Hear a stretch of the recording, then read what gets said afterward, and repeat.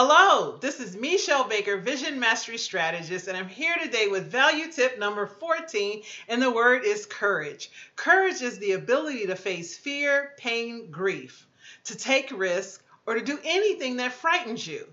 The amazing thing about courage is in the absence of fear, pain, grief, risk, or things that frighten you, you don't need to be courageous. You don't need courage. Courage is actually your opportunity to step into the strength that already exists inside of you.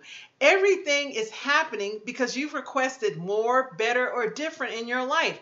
The minute you say, I want more, I want a better job, I want a better car, I want a bigger house, I want a wife, I want children, anything that's different, more, or better than what you have is going to have you face a challenge of character. And that character allows you to step up and be courageous. I promise you, fear is not real. The acronym FEAR is sometimes said to be false evidence appearing real. Stand up. You can do this. You have everything you need at that moment in time to do what looks like it frightens you. And I promise you, you will feel amazing on the other side and your life will be more, better, and different.